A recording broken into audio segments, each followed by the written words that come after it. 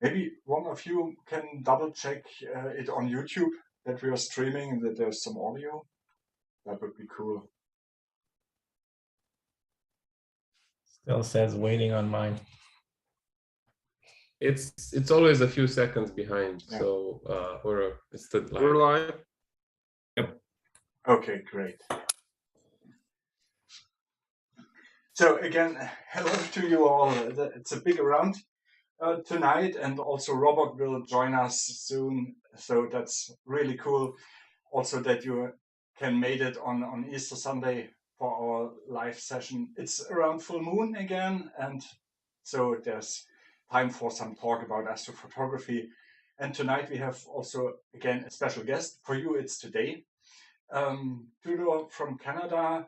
He is joining us tonight and will talk about his approach in astrophotography and overall his hobby.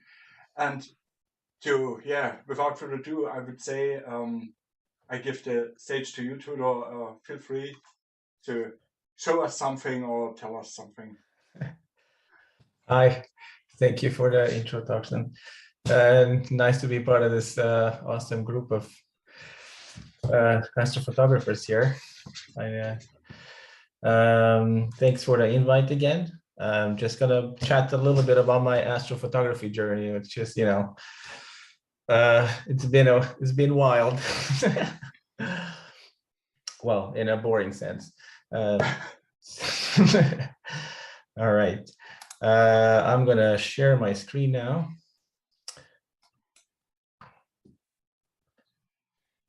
Let me know if it works. Yeah, this is working. All right. Okay.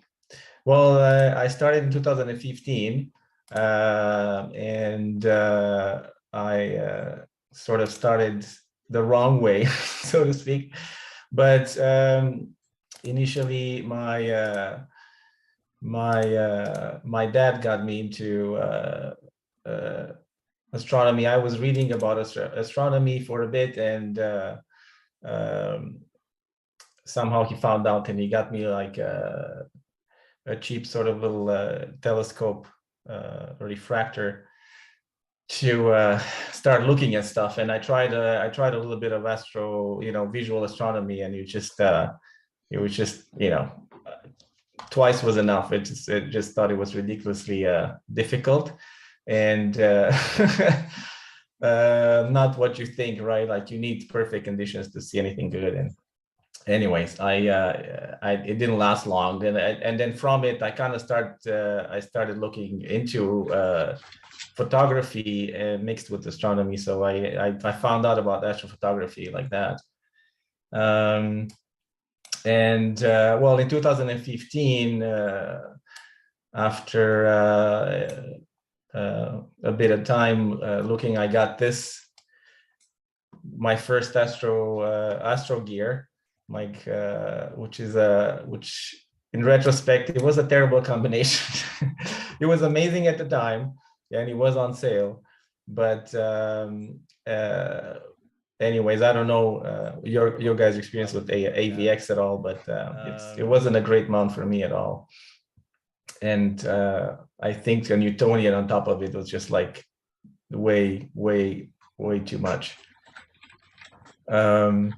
Yeah, I think some of the AVXs were good mounts, but mine was definitely a lemon. I struggled with it for a long time.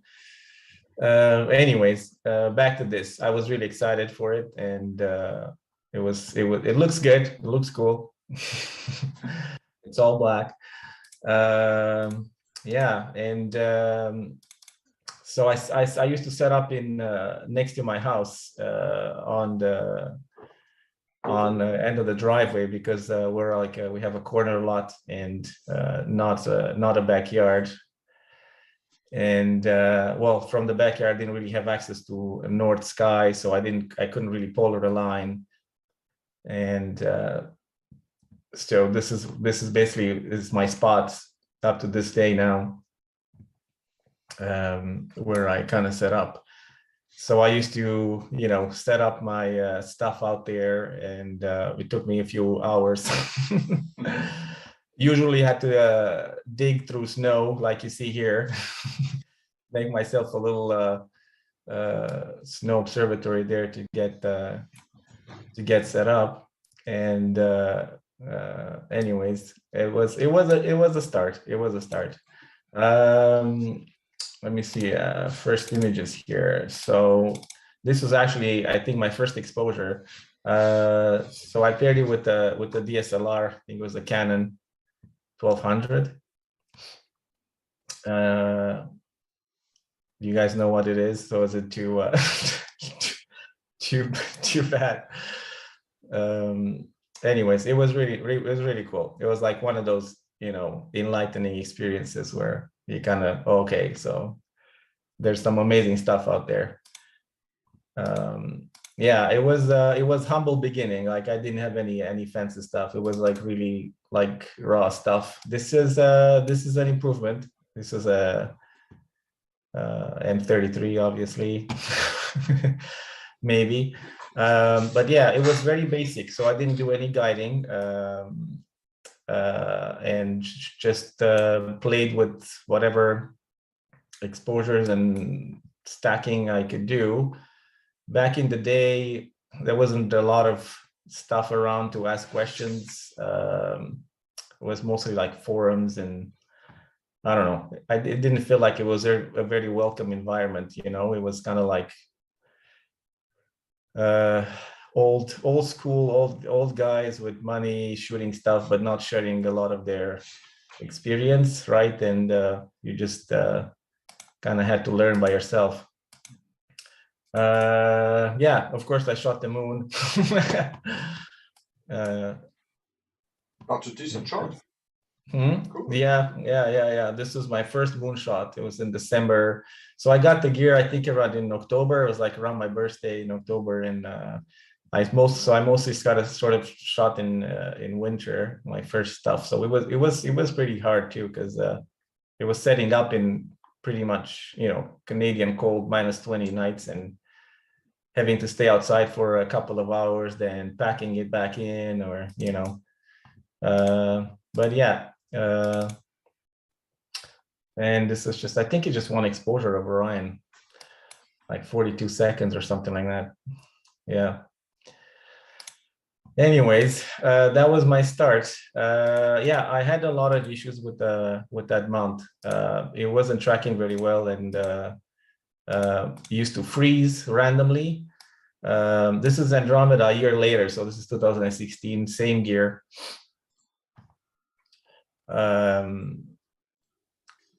I think it's still unguided. Yeah, and I did try to improve the mount a bit, but it was basically everything was glued together, so I couldn't really adjust the backlash or anything on it. Like I tried to open the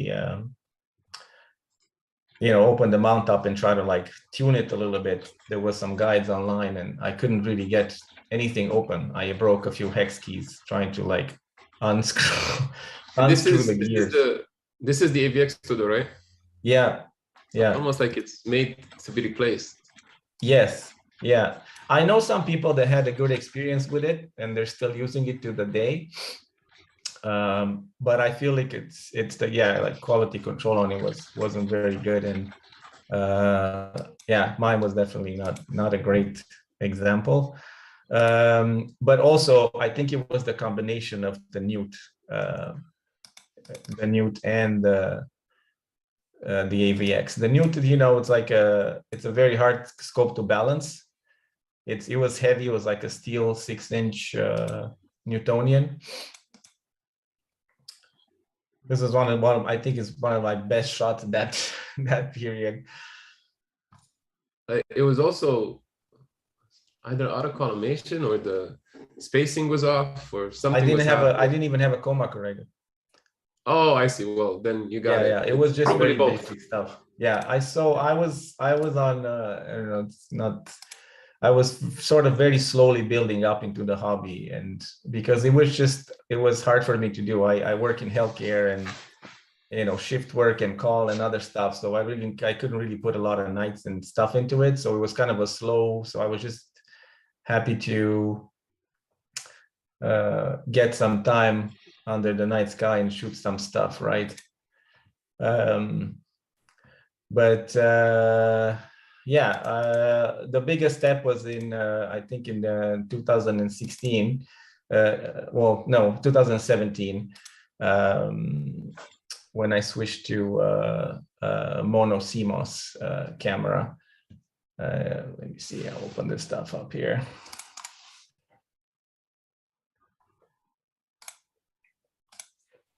It's videos and photos, I guess. That's why it's not allowing you Yeah, to yeah. open it. Preview for some. I'll push this out.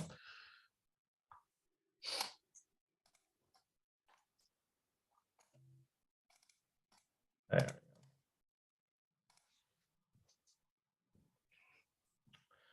Yeah. Anyways, yeah. So it was still the same gear as here, but I. Let's see if I have the QHI. I'll have a picture with it here. But anyway, yes. So I went to the QHI 163M camera. I don't know why I thought I had a pic of it. Anyways, yeah, and that kind of like, you know, changed the game for me. It was just immediately so much better that yeah, I could get some, you know, decent images. I'm going to switch to my website here because I can chronologically go through my progression. So this was my first shot with the QHI 163M. Again, I don't think I had a coma corrector here. So this is just luminance. And it was like an HDR image. Yeah, that looks really good for no coma corrector. I mean, Yeah. luminance is always Yeah. going to blow your mind in Orion. There's no doubt about it. Yeah. And then I got the RGB filters, and this is my first color picture. So again, I was slowly kind of adding stuff to it,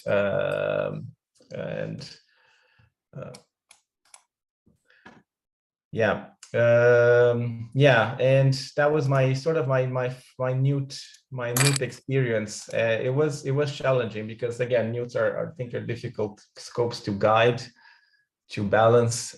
So I do not recommend them as a thing to get, you know, your first scope. I think like and newbies should be sort of aware of it.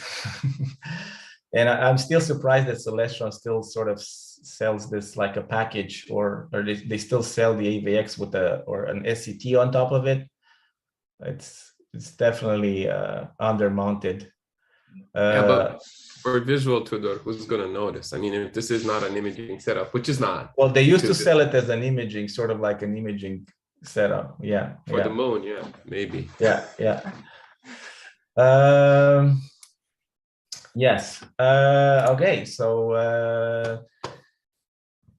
and then, of course, I got rid of newts and I went to a refractor. This is actually a picture of my setup.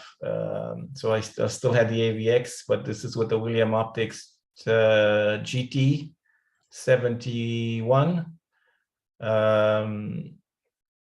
And I think it was with the reducer, so it was 4.7 336 millimeter focal length. Yeah, so it was a huge change for me. It was so much easier and to set up everything ready, you know.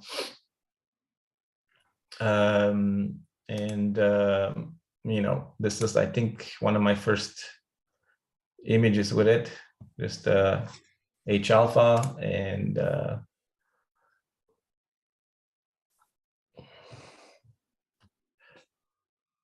this is HRGB.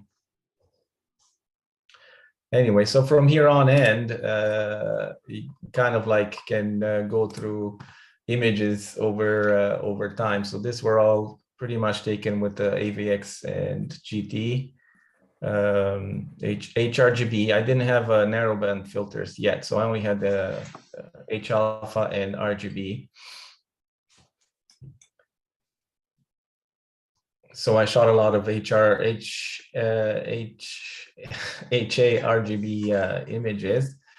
I think at some point I did ended up getting oxygen and sulfur filters. Yes, so I think this is so this is my first HOO image. It's a Crescent Nebula Whitefield. That's pretty deep. It's very beautiful. I like the way you capture that faint dust on the left. Do you have the soul bubble in here somewhere, or it wasn't? Oh, because it's yeah, it is there. I think right here. Yeah, right here. Yeah. Oh, I can't. Yeah. How much data is this? Sorry, How much data is this? I didn't get that yet. How much integration time do you have? Oh, how much integration? Good question. Let's go on my Instagram and see. You know, there's stuff like this. I should have been more organized and kept like notes, but again, busy life. There it is. Let's see.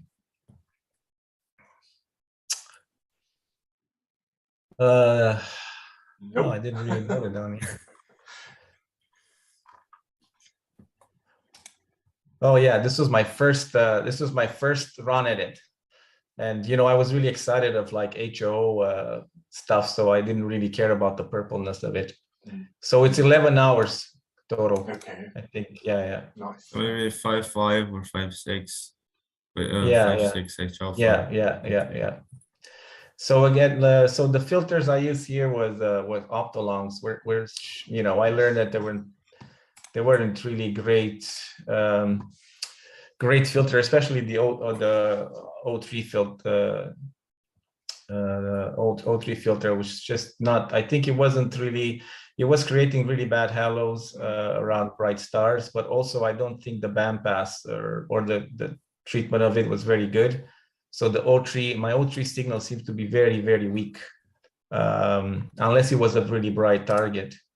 This is the one. I think that's the second HO image. This is a white field of the tulip, which again is very red because I didn't seem to get a lot of oxygen.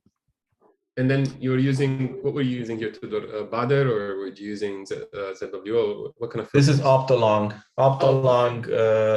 The first version of Optolong, the cheapest, you know, narrowband filters you could get. We all started with these. I think you're pulling the extreme amounts of detail, even though it doesn't matter that the filters, that they don't pull as much emission, right?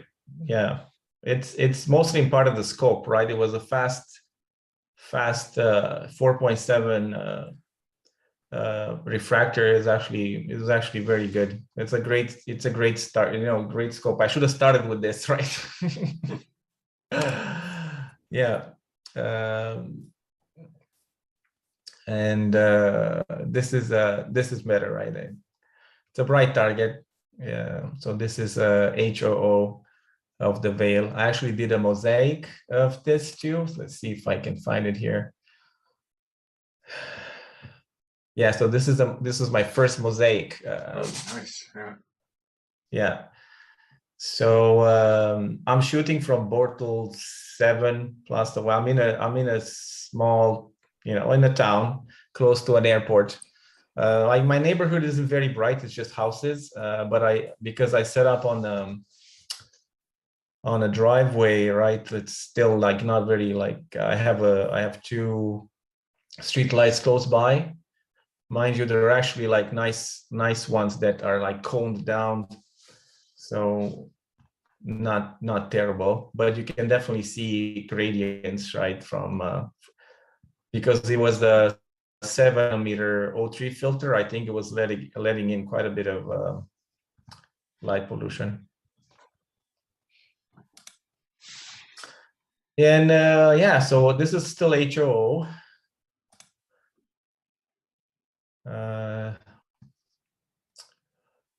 Let's see. I think, yes. So now I finally got the S2, and this was my first SHO image. What year was this, 2016? It's 2017. Wow, your progression was relatively fast.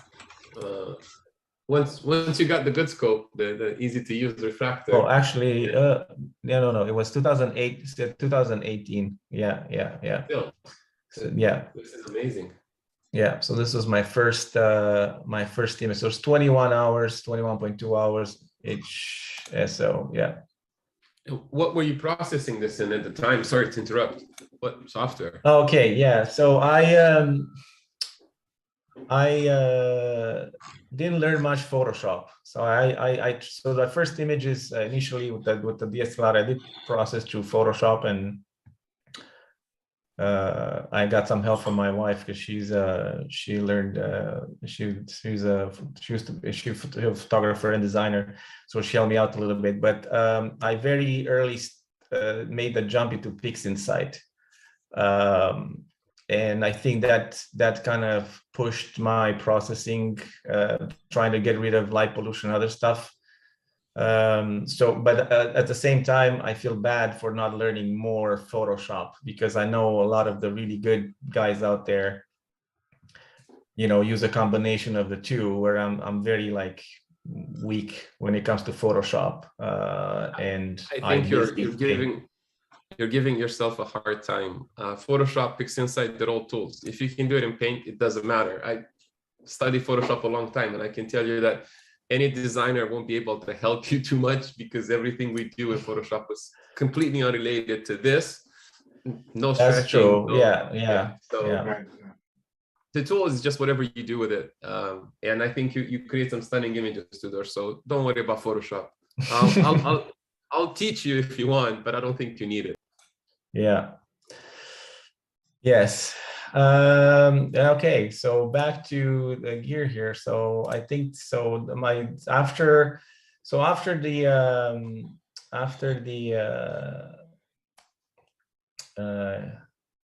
refractor, my biggest sort of game changer was the observatory.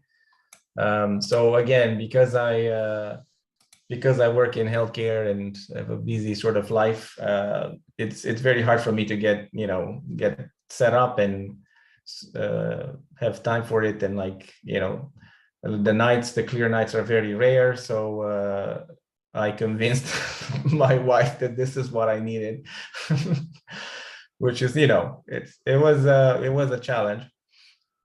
It's kind of crazy, right? This is kind of like pushing it to another level. So in 2018, in the summer, I got the Skyshed Pod. It's a Canadian company that makes this, and it's a really cool little observatory.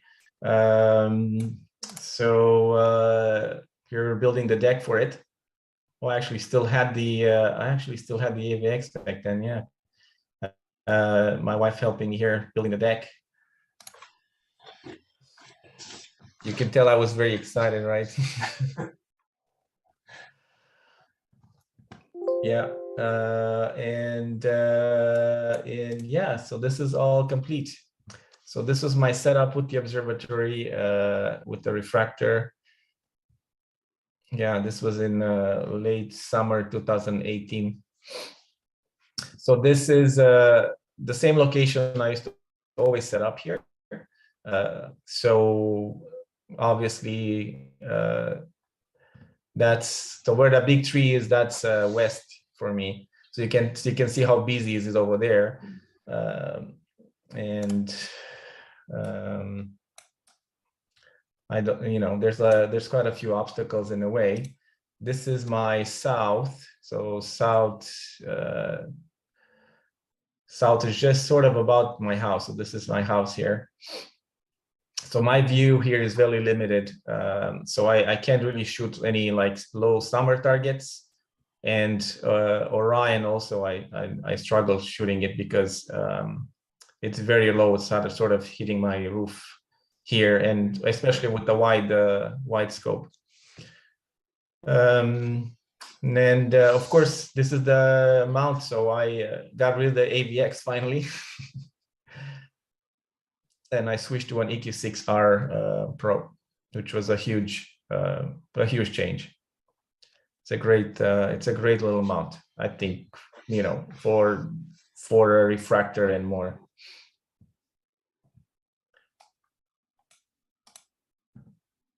And this was my setup for a while. Let's go back to some images here. So this is jellyfish. It's 22 hours.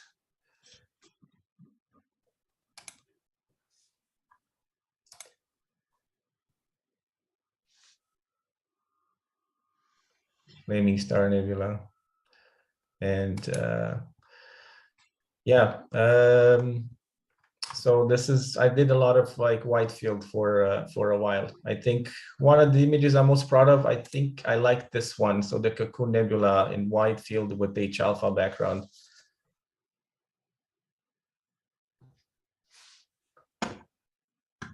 Is a nice, I was really, really happy with this one, especially from my location. That's great. How much time?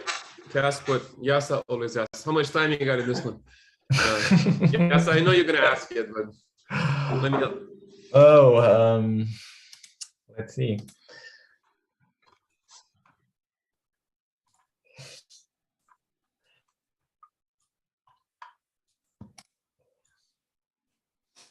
$30 hours. So probably mostly it's got mostly H alpha, right? Mm-hmm. Yeah. Yeah, I think it was like 15, no, a sort of a 20 something hours of H alpha. Yeah. This is amazing, Tudor. Thank you. Yeah, actually going back a little bit, you know, I actually tried to shoot the squid, the flying bat and the squid at some point. So this is in November. So this is like after I got the observatory. Unfortunately, that year was very smoky. There was a lot of fires. And I sort of didn't think about that would be an issue, right? So I kept shooting all three for the squid, and it just kept like getting nothing. I mean, yeah, so this was 27 hours of O3, and it's barely there. It's amazing. I think for the transparency we get with fires, because my sky is also a fire sometimes. This is really good. You pulled a lot of details from it's no, man. Yeah, it was a tough, but I think I probably go back and shoot it now with the Newt. The H alpha. The H alpha was good. So this is the H alpha of the flying bat. Mm-hmm. Yeah. Yeah. Yes. So and again, I shot some LRGB. So this is the Iris Nebula and the Ghost here. Again, this is like Bortle 7, you know, plus in the city. So this is LRGB, and it was 21 hours, and it was like 1,300 frames, 1 minute each, so 60 seconds for everything. Why did you go for 1 minute subframes? Is there a reason behind? Because of the light pollution, or yes, you're just limited then? Whoa, okay, that's hard. Yeah, yeah. So at this time, there was really quite a few helpful groups online that you know, and by reading that, kind of like people were suggesting to try with the CMOS cameras, you can go like you don't need long exposures, so you can try you know, experimenting with short exposures, because they're so sensitive that they would you know, still capture quite a bit of stuff. And this was still with the QHY 163, right? This is a 163M. That's a beautiful camera. It was a great camera. Yeah, so it was the sort of the same sensor as the ASI 1600, but it was the QHI made. I had no issues with that. It was a great camera. I had no issues with it. The drivers for QHI, I'm sure most of you know that they're not the best, but I think if you find one that works for your setup, then just leave it and just go with it. And it was fine. They have that term stable drivers on their website, which I like, right? It's almost telling you, don't try anything else, just get the stable ones and be done. That's right. Yeah. This is one I really like back then. So there's a white field around the wizard with a very sort of this one on the right. I think it's Sharpless 139. Yeah. That's unbelievable. And some nice dark nebula there. I captured the wizard also some time ago, but these background structures here, I never catch that. That's great. Yeah, yeah. So this kind of images kind of got me more interested in shooting like other stuff, like less known, you know, like get off the beaten path a little bit. So again here, this is 45 hours. And it almost looks like it's an RGB image, but it's I think it's SHO. Yeah.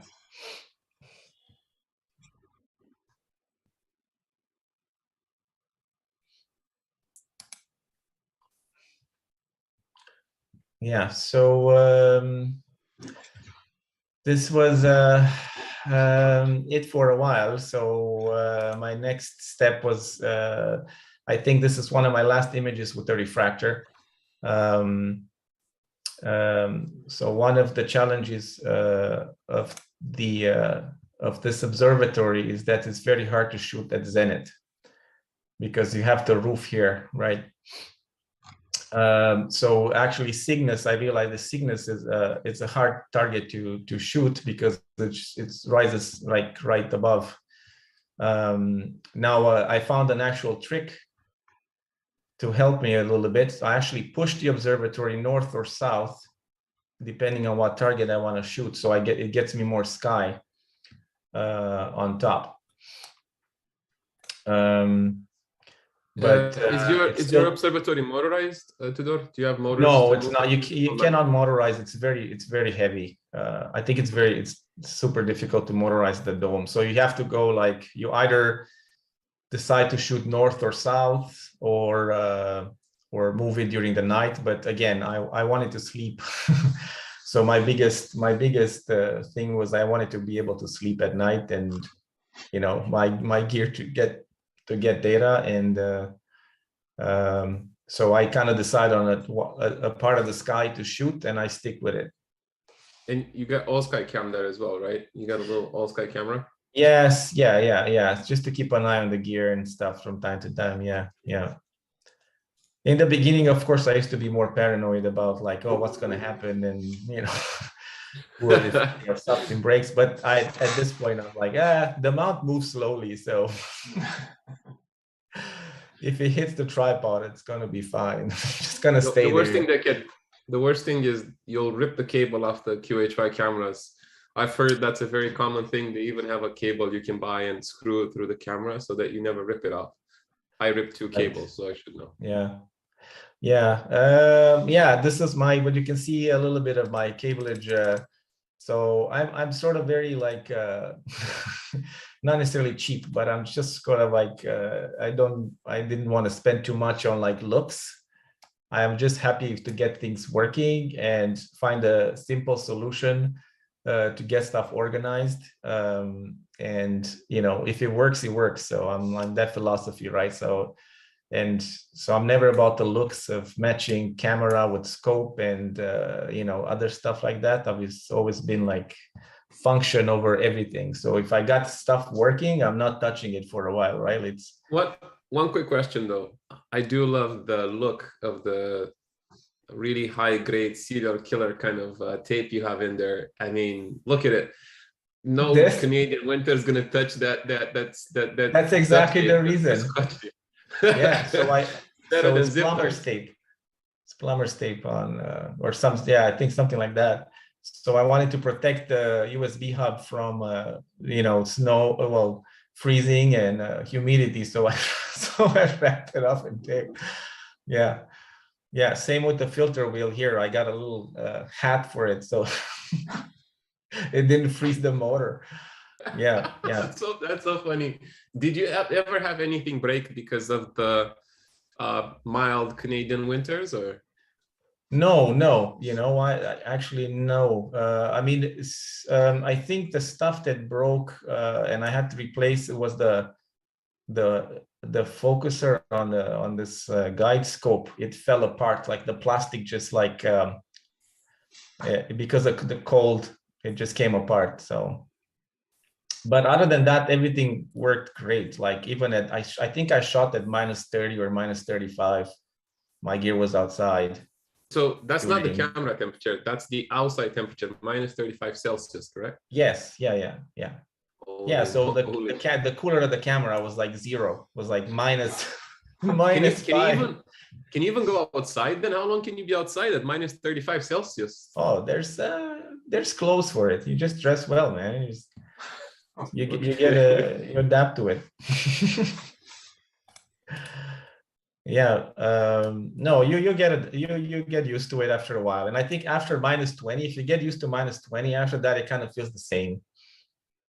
It's just, you know, cold. Yeah, but I think in the beginning when I didn't have the observatory and I used to go and set up outside, it was just mad. It was just I would come inside like frozen, right, and just staying there and trying to polar align and other stuff was just really a killer. Anyways, all right, so let's move on. So I did a little upgrade after this. So I went to back to the Newtonian, did a full loop and went back to a Newtonian. So this was in, I think it was in 2019. Yeah, it was right before the pandemic when I got the Newtonian. So this is a 8-inch custom carbon telescope from Teleskop-Service. It's an f5, so it's a long one. It's a 1 meter long Newtonian. I wanted to go with the f5 to get more focal length, not necessarily speed.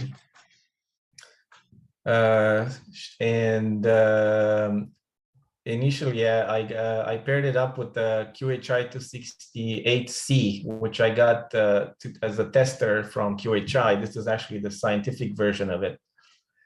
You mean the pro, right? That's the pro version, right? It's the scientific version. So this one has I think there's a pro version and then the scientific version. This one has 2 fiber, like. Yeah, that's I have the same in the 600. It's longer. Okay. It's got those 2 fiber optics, right? Yeah. Yes. Pro. Yeah. So I got back to Newton. But no, I was happy with my choice. I wanted, I did the research, and really to me refractors seem overly expensive and very slow for if you want more focal length, right? So to get 1000 millimeter focal length with a refractor, you're going to be either at f7 or f8, and the pricing, I'm not even going there, right? And you need a new observatory because exactly, and you're limited with the length of it too, right? Yeah. Yes. So just a second. Just a quick question. How long subs can you take with this setup you have here? With the new? Yeah. Well, because I'm using a CMOS, I didn't really go very long, so I'm sticking with 5 minutes now for narrowband, because I'm trying to use the CMOS capabilities and shoot at higher gain. But I could probably go to 10 minutes guiding. The EQ6R actually does a pretty good job at moving the newt. I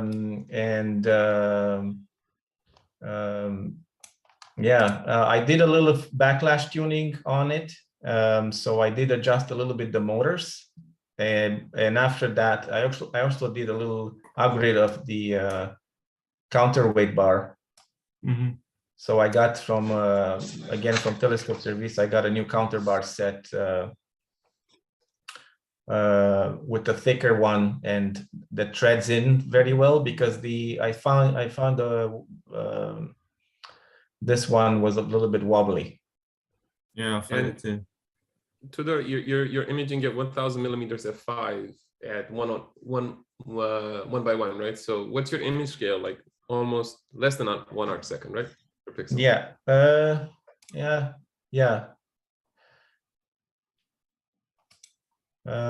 Let me see. That's a good question. I mean, that just shows the quality of the mount, because you're imaging at 3.7. Yeah. I think it's 7.78. Yeah. So one more question on your image. Can you go back to I have a question on your Newtonian. What's the white string you have on the focuser there? What is that? I would ask the same question. That was to hold in case the camera fell down. Oh, another white string. It reminds me of yeah. So I actually, because the camera was it was an expensive testing unit, so I secured it with a little string. So that was just part of the contraption I had to kind of, in case it falls off the newt there. Yeah. And so now, images with the setup. I played a little bit with just shooting color for a while, and it is a pretty good camera. Unfortunately, in my skies, it's not great when you have light pollution, but I'm still happy with some images I got with this. So this is just pure RGB with the 268C. This is 8.4 hours.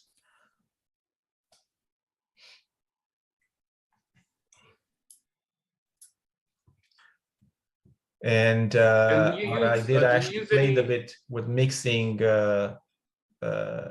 HA data from my 163M with the color data from the 268C to kind of make a little HRGB combination of the two cameras.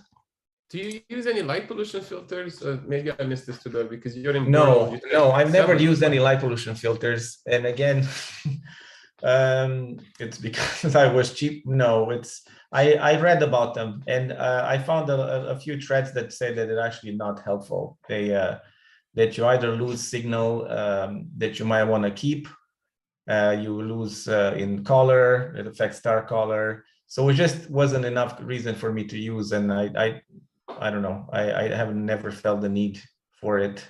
I didn't see that it would make a huge difference. It's a compromise, right? So anytime you use something, you lose something. But I just want to say it's very impressive from Bordeaux. Did you say 7? You're in Bordeaux? Yeah, 7 on a good night, right? Like if it's Christmas lights or other, especially winter when there's snow around, the snow reflects light and it probably brings it up to B8, something like that. Yeah. I feel your pain. You don't need Photoshop. I feel your pain. Model 7, Model 8. Yeah, it's tough going. Yeah. But I still keep going. So at this point I started shooting some stuff that it was new and different, like NGC 6820. This is HA RGB. So this is a combination of the QHI 268C and the 163M. It's an interesting nebula. Looks like a meatball, like an angry This is meatball. This is by the Veil Nebula somewhere in Vulpecula, right? Yeah. It's in Vulpecula. Yeah, right. Yeah. So this is the stuff you shoot before Cygnus comes up, right? This is a nice one. So this is VDB 126. It's actually two very faint reflection nebulae here.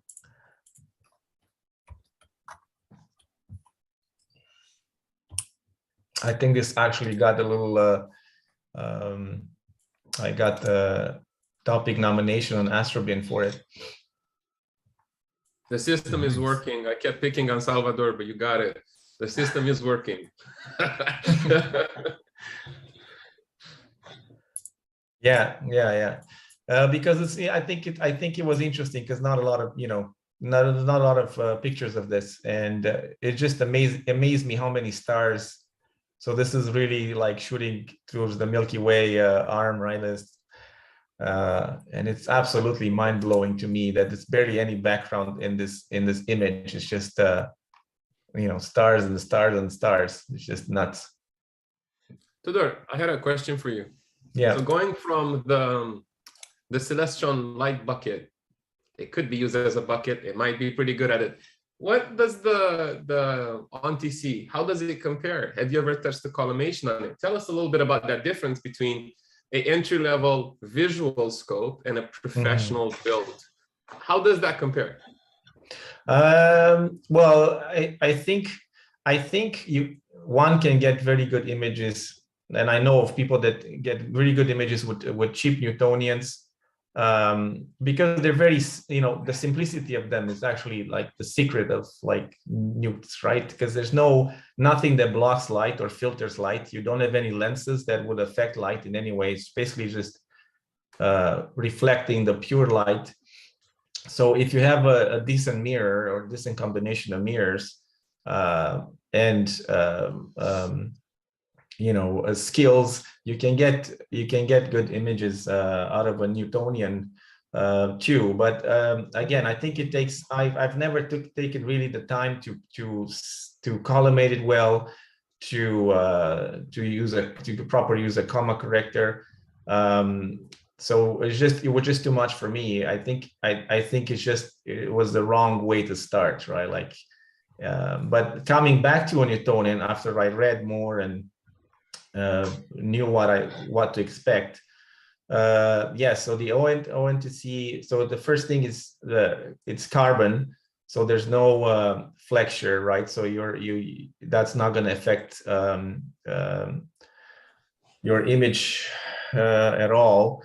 And it's very thick carbon as well, compared to other carbon-made telescopes out there.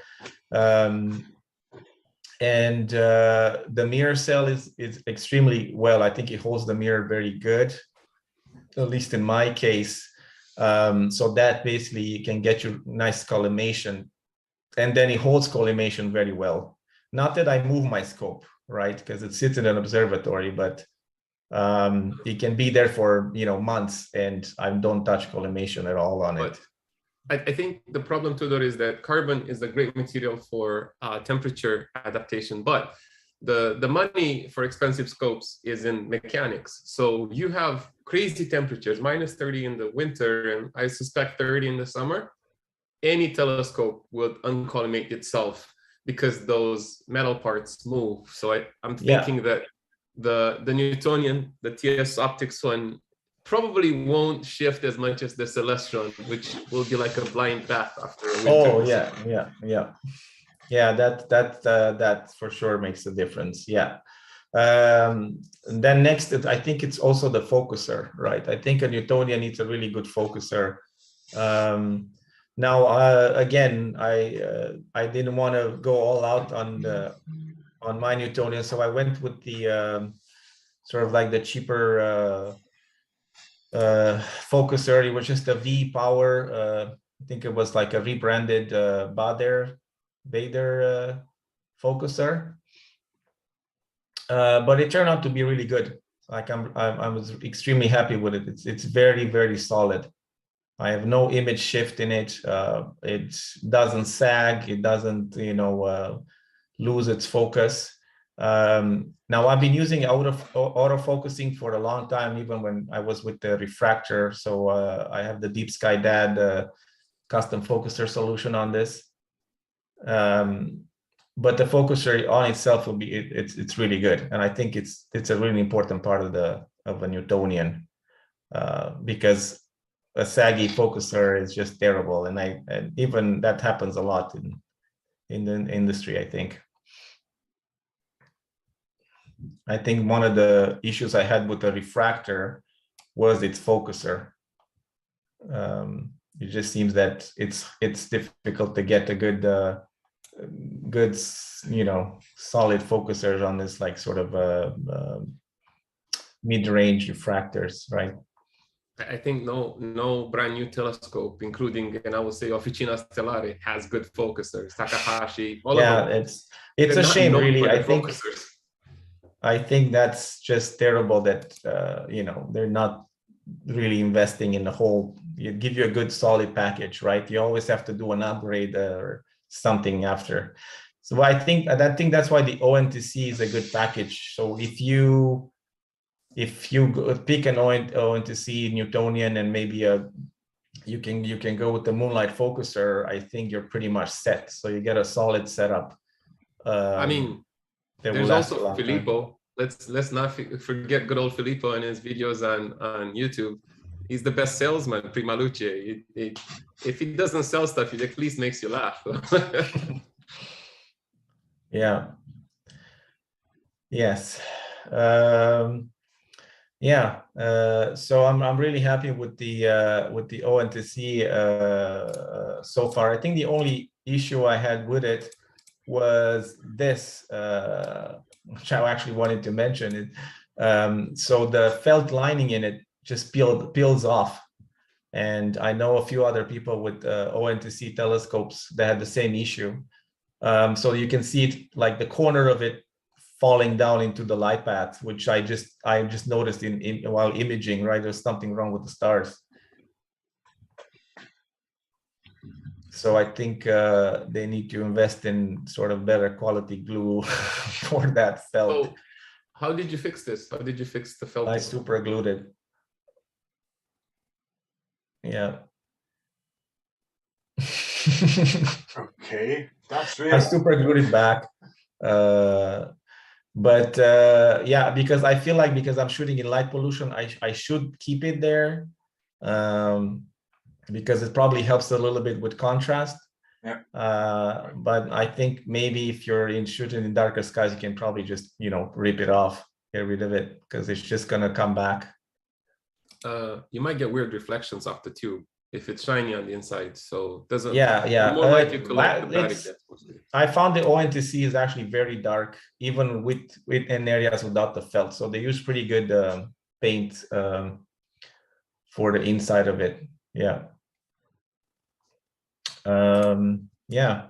So I'm really happy with my choice. I think it's a great, if you want to basically go a step above after you're tired of, or you're done shooting wide field and you want to move on to longer focal lengths, I think going to a Newtonian is a great idea, because it's a simple setup, and if you know how to use it and know how to get it right, it will be very rewarding. All right. I got one more question for you, Tudor. I'm sorry to interrupt.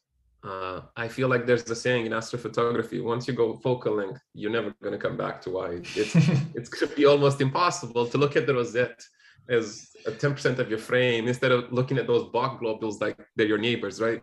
Do you feel like you can go back to wide field anytime soon, or are you going to stick with long focal length? Yeah. That's where I am right now too. I still have a lot of stuff to shoot with the Newtonian, but I feel like I would like to have more focal length.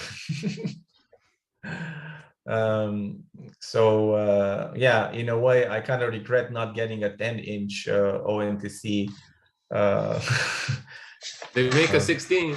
So I'm just saying. But yeah, the thing is that now I have a problem, right? I need to get something that fits in the observatory. You can see this is already very big.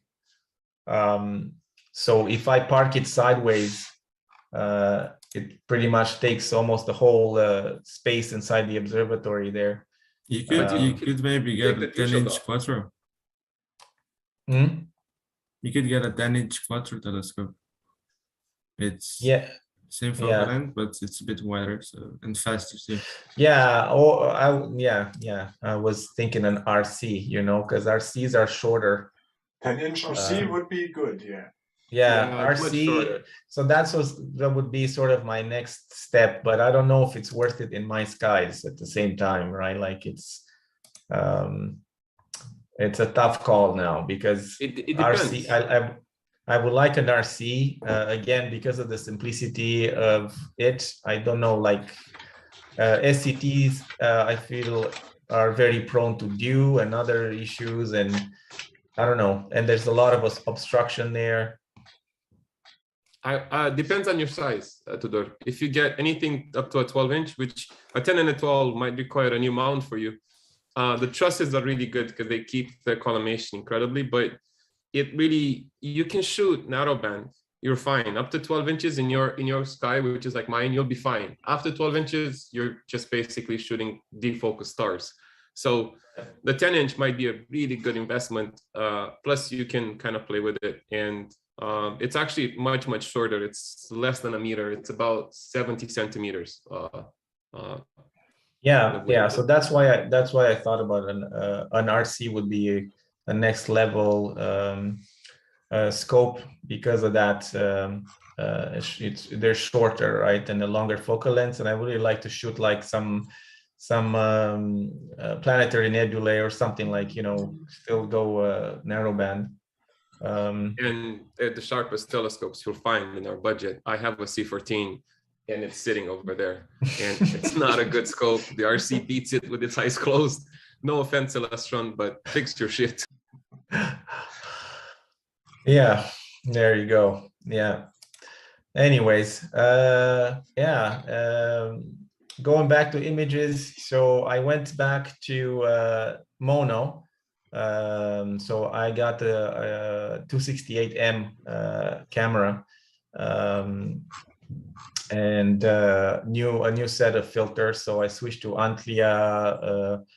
So I have a set of LRGB Antlias now, and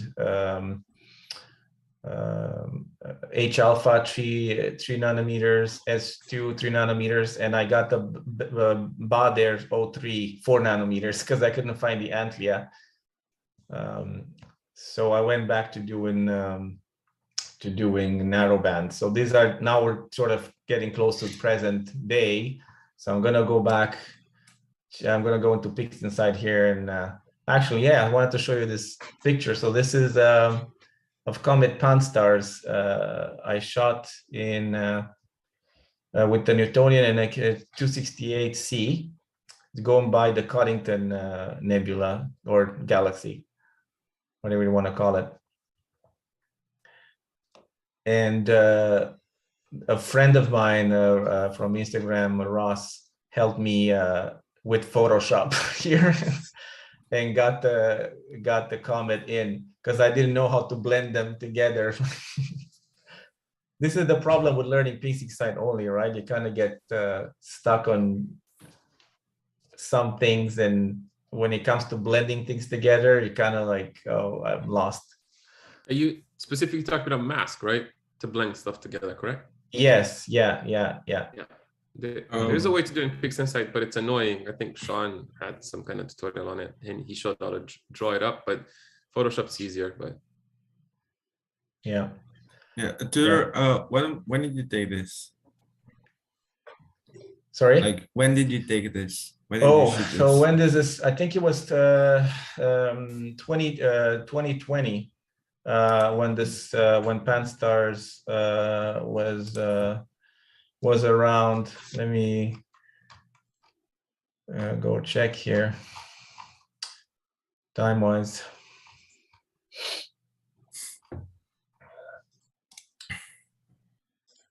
Yeah, so it was May 26, 27, 2020. Yeah. Oh, okay. So cool. Yeah. Also, in PixInsight, I know that there was a comment R4. I think it was Atlas. And when I shot it, it was moving super fast, and I managed to like stack it with PixInsight all in one. So the stars and the comet together. Oh, nice. There's also a way to stack the comet itself with stars aligned, and also if you have a galaxy, for example, you can also do that with it. So stack the comet and the galaxy together. Yeah, I know I had issues with it because of the frames, because of light pollution. Again, I think I shot 2-minute frames for this, and there were a lot of different gradients in it, and because of that I couldn't get a good sort of star only image, or I don't know exactly how. Anyways, I got a nice galaxy image, but I couldn't get a nice sort of a clean comet image. But again, Ross helped me out here in Photoshop and put these two together. There's also a profile for stacking comet images in DSS. Just like PixInsight probably has it. And it's just a light mode setting, and it'll specifically stack, I think, the comet and not the stars, but I've never used it. I just know it's there. Yeah, with DSS, you can stack the comet itself, and you can also stack the comet and stars together, but this option is just shit. I wouldn't recommend it at all. So you can also, you can just stack the comet itself in DSS. Otherwise, I know that PixInsight works really well for this, and I'll just really recommend to just stack this photo again if you have the data in PixInsight, and just process it all again. If you have the data, of course, and if you have time for this. Yeah, it's it's not bad. There's some nice details in the galaxy here, and I think you did a good job blending the comet in. It wasn't it is a very detailed sort of a comet thing, and it's a really nice sort of a cluster of galaxies over here. It's a beautiful image, Tudor. Nice work. Thanks. All right, so now we're going to, so this is pretty much my latest work over the last year and a half or so. Like this is pandemic imaging here. So like I said, I really wanted to go into shooting some sort of less known thing. So this is a mosaic of 2 frames. This is Sharpless 140. This is in Cephas. So this is a rarely shot area. And it's interesting to me. It almost looks like a little bit like the shape of M42 or like the tulip, you know. See what I see? Yeah. A little bit. Yeah, it almost looks like that. Yeah, it just misses the head from Orion. That's it, right? Yeah. Yeah. And there's an art project there, Tudor, to combine them. Maybe you can combine them and create that image. Sorry? You can combine M42 and this and just show people. Oh my God, look at this nebula. I just made it, the Chibacu nebula. Well, if I want to start like a huge astrophotography, you know, what do you want to say here?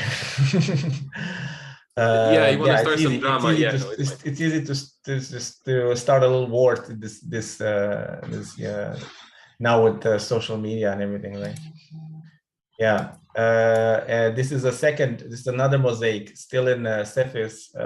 So this is, I think this is Sharpless 135 on the left here. I think the sort of most known part, but the rest of it is pretty sort of unknown Cephas nebulae. What do you use the image? Because I don't think maybe I've heard it. How do you build these mosaics? What software do you use to kind of? PixInsight only. No, but when you image, how do you create the mosaic? With what software do you use? Oh, imaging. I've been using SGP Pro for a long time. I'm addicted to it. I don't want to move.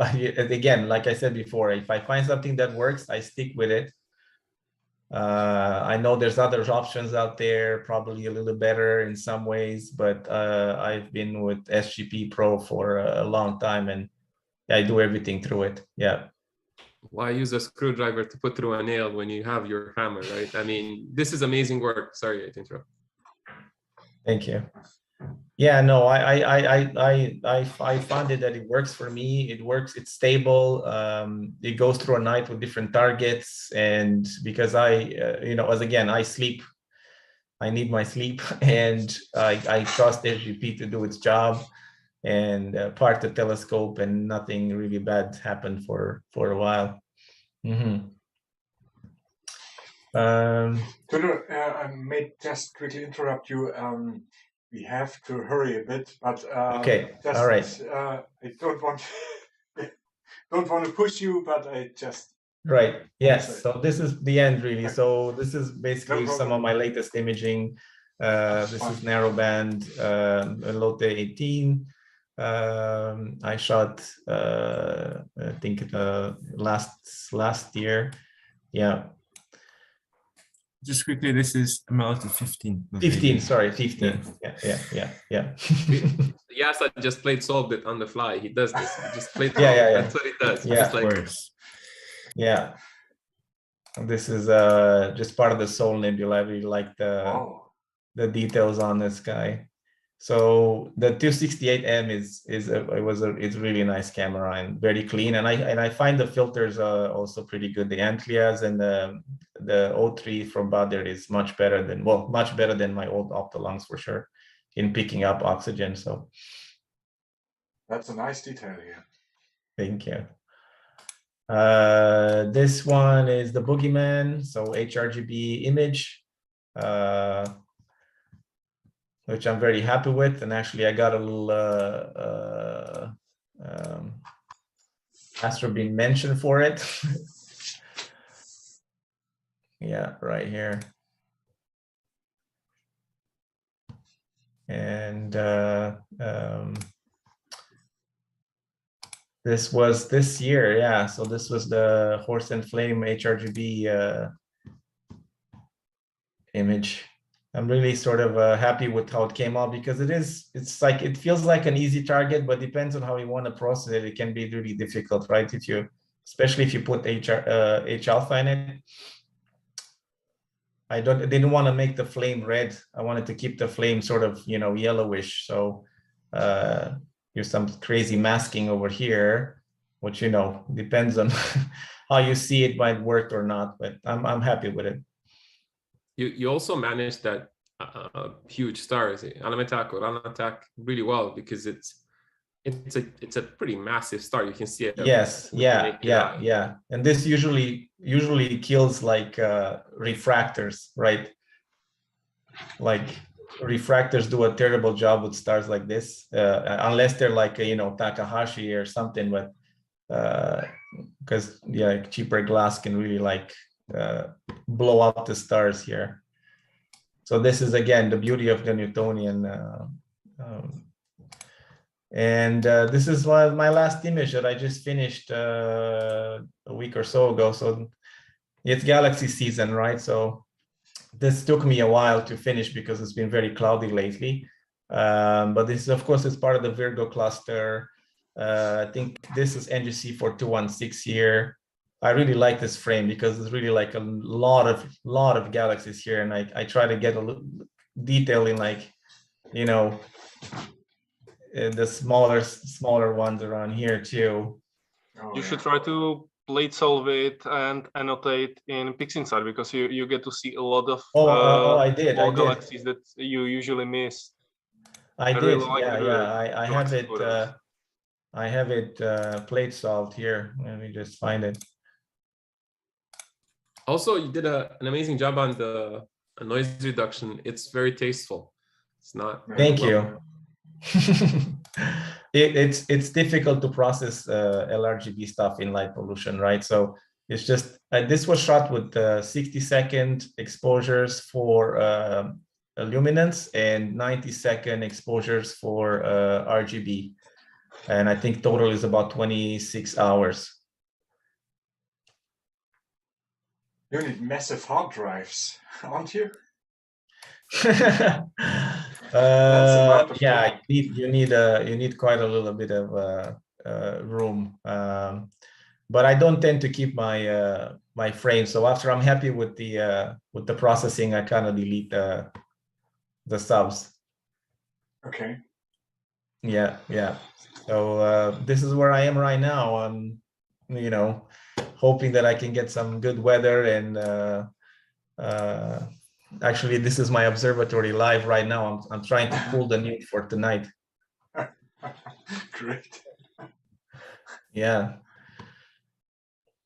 It might be clear, and but really it's full moon out there, so I'm not sure what I'm going to shoot. H alpha.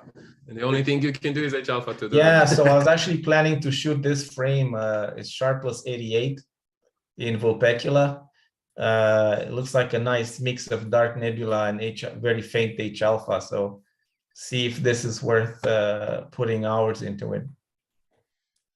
Wow, great job, Tudor. Honestly, that's well. Thank you, and sorry for stretching it a little bit here. No problem for me.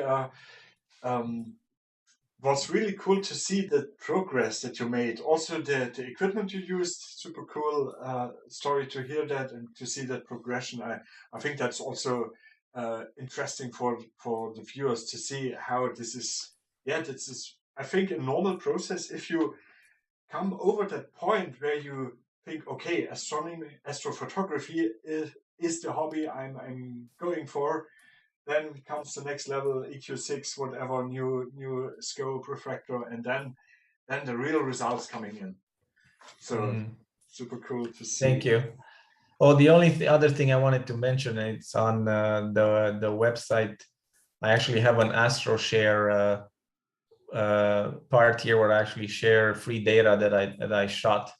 And it's free for anybody that wants to download it and process it. And I'm going to keep adding in more, probably getting into more ONTC data soon.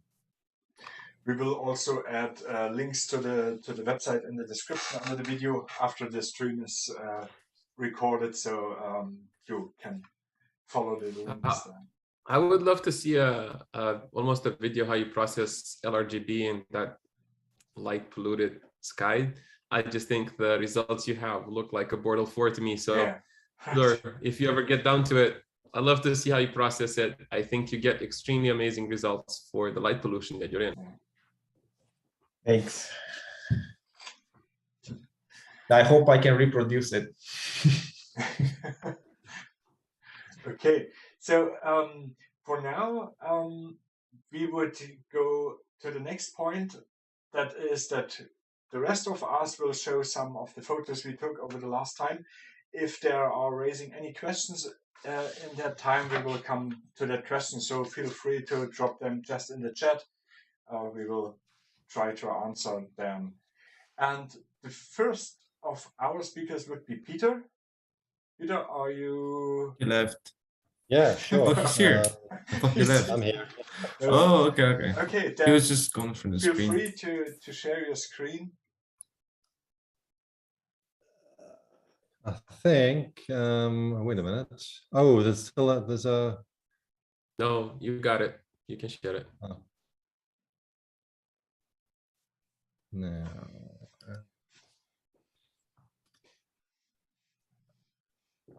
So can you see a bunch of images? Yes.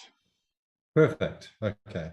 So I've been jumping between sort of long focal length and wide field the last couple of months. So this one here, you probably recognize the Statue of Liberty nebula here. So this was taken with the 61 EDPH and the 2600 MC with the Alex Stream filter. So it's about 10 hours of data. This here at the top is just the corner of the Carina Nebula.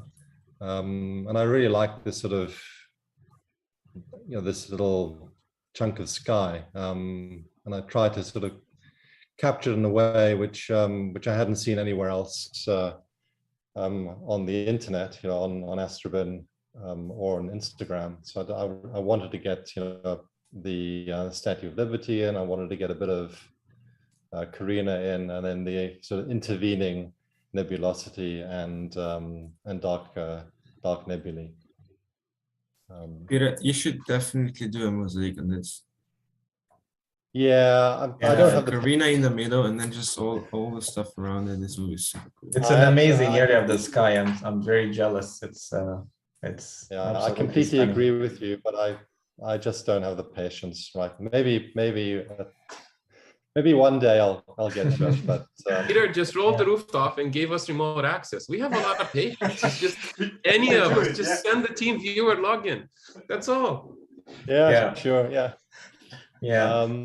Mosaics are really troublesome to get right. I have only done 2 frames, and even that takes a long time to get. Takes a long time. To be honest, I've started a couple of mosaics, and then kind of like after 5 or 6 nights, I've kind of given up. I think you guys should look into closed loop slews for some software. The value of that is they'll go to the same exact frame every night for years, for decades, centuries. The only problem is you have to play it solve and then get a way for your mount and your imaging software to basically communicate and do this closed loop slew. And then you can come back to the same frame every night without question. Then jumping to the 94 EDPH. So this is a late in the year Pleiades. I had to shoot it this year. It's been a while since I've captured it.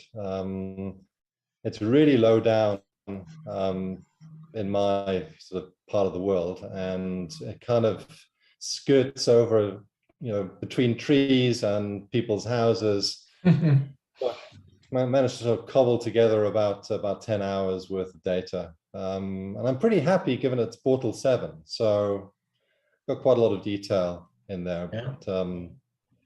But you can see IFN, right? You can see the IFN in Portal 7. So Peter, magic.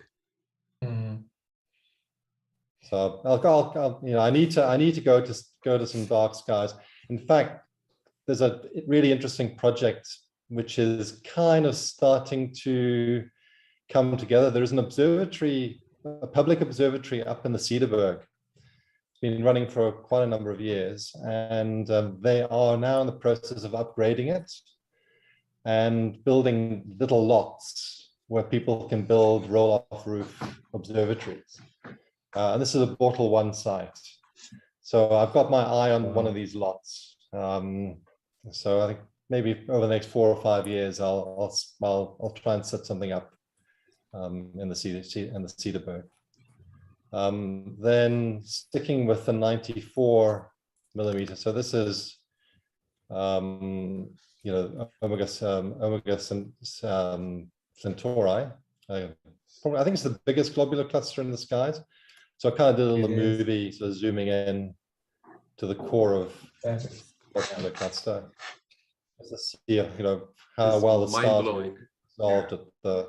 I have a question. Can you see this with your naked eye at night?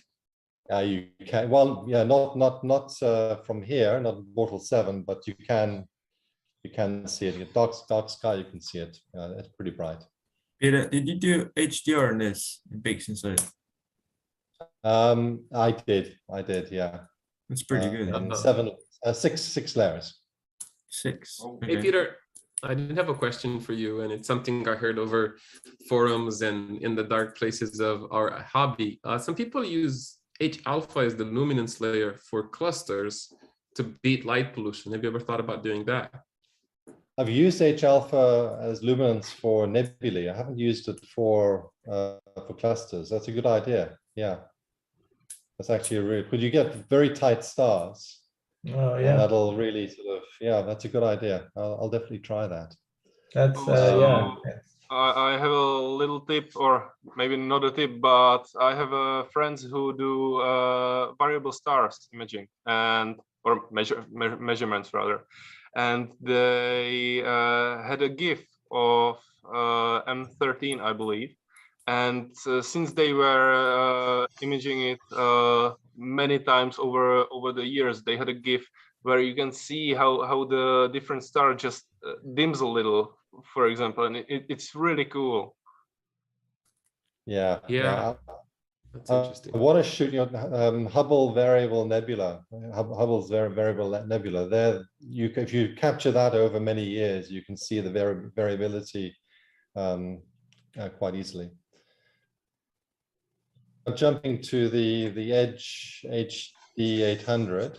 So This is ongoing. So I've captured about 10 hours so far, Centaurus A. I've got to add HA still, and I want to add a bit more luminance, but it's coming along. I'm getting some nice detail in the dust lane, which is crisscrossing this galaxy. And so give it another, I think another 10 hours, and I think I'll be done. And then this is the Gabriella Minstrel Nebula. So just to give you an idea of where that is. So if you go to the Carina Nebula, that's the Gabriella Minstrel Nebula here. So basically the edge is sort of capturing this sort of chunk of the nebula. And I've only got HA so far, so it's right at the beginning of this project, but you know, give it some time, and I'm going to try and produce both a LRGB HA image and also a SHO image for this one. Sorry, what focal length is this? This is 1480 millimeters. It's a pretty small nebula then. And what camera are you using on this, Peter? This is the 294 mm. Wow. Peter, have you noticed when I just got this camera that you just mentioned, so 294 mm. It's a very quirky camera. Yeah, I know. It's just something weird that's happening to me. Basically, I shot H alpha region in Cygnus, so it's full of hydrogen, and I also shot H alpha on the galaxy, and the flats, I used the same flats, and they calibrate out differently on the nebula itself and the galaxy. So have you noticed that too, or just I should do better flats or something? The flats look weird, as you probably discovered. Yeah, but for example, on the one I shot in Cygnus, it didn't have to do any DBE, just stretch and it was there. Like the nebula itself was there, no gradients at all. And when I shot the galaxy in H alpha, it was just weird and had super weird gradients. How long are your flats? They were 5 seconds, and histogram was just below the middle. So, and I also shot dark flats.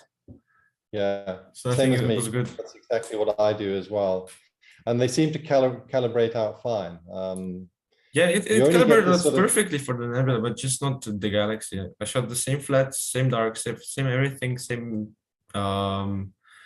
specifications and all, and just didn't calibrate out at all. So sorry to interrupt. Yes, it's that same question we had again. So CMOS cameras are very sensitive. You cannot flatten them like you use CCDs. You put it a third of the histogram and you go for it.